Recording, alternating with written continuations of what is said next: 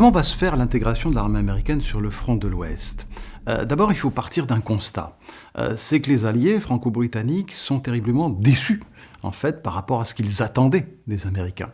Lorsque les Américains sont entrés en guerre, les Français, les Anglais étaient persuadés qu'immédiatement, ils allaient pouvoir envoyer au moins 20 000 hommes dans les jours qui auraient suivi l'entrée en guerre, et 300 à 500 000 hommes très très rapidement. En fait, il n'en est pas question, puisque l'armée américaine doit monter en puissance et doit se construire elle-même, et construire aussi ses matériels. Et finalement, les rythmes d'arrivée en hommes sont très très différents de ce que les Alliés espéraient. C'est-à-dire que, en gros, même si un certain nombre d'états-majors arrivent effectivement rapidement sur le printemps 1917, les premières unités réellement constituées, réellement combattantes, n'arrivent qu'à partir de janvier 18.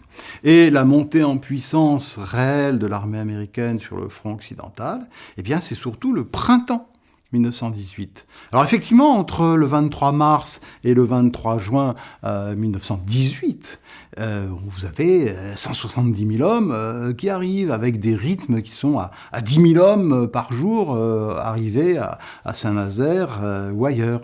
Mais ça pose effectivement la question de l'emploi de ces troupes. Ça pose aussi la question de la formation de ces troupes et surtout de leur intégration ou pas au sein des armées alliées. Et là encore, déboire pour les Franco-Anglais, parce que la solution choisie par les Américains ne correspond en rien à ce qu'ils espéraient eux. Les Français et les Anglais avaient un espoir. C'est que chaque soldat américain, en quelque sorte, remplace un soldat français ou un soldat anglais fatigué de la guerre, fatigué de 4 années de guerre.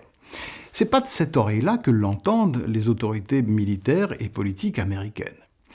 Les États-Unis ont bien rappelé qu'ils n'étaient pas alliés dans ce conflit, qu'ils étaient associés. Et donc, Pershing, lorsqu'il arrive au commandement de l'armée américaine en France, a des ordres très stricts de Woodrow Wilson, ne vous mettez jamais sous commandement français ou sous commandement anglais. C'est-à-dire que les Américains ne vont avoir de cesse que d'exiger une portion du front où ils sont seuls maîtres à bord. Alors, c'est pas du tout ce qu'avaient prévu les Français et les Anglais. Les Français et les Anglais avaient prévu d'incorporer, d'amalgamer, si vous voulez, des unités américaines au sein de leur propre division. En gros, en panachant les divisions, une division française, une division américaine, une division française, etc. Et donc, sous commandement français. Et c'est pas du tout comme ça que réagissent les Américains. Se pose donc la question de la formation des soldats, se pose la question du commandement de ces soldats américains, les États-Unis tenant mordicus à ce qu'ils soient sous commandement américain. Et puis il y a des antagonismes aussi, des antagonismes tactiques. Les Américains arrivent tout neufs, tout frais dans la guerre et pensent pouvoir montrer aux Anglais et aux Français comment faire la guerre. Et notamment comment se sortir des tranchées. Ils militent, eux, en faveur du combat ouvert, du combat de la guerre de mouvement, et avec une certaine suffisance, il faut bien le dire, ils vont dire aux Français et aux Anglais, mais voyez, vous êtes enfermés dans les tranchées depuis 4 ans, nous allons vous montrer comment refaire la guerre de mouvement.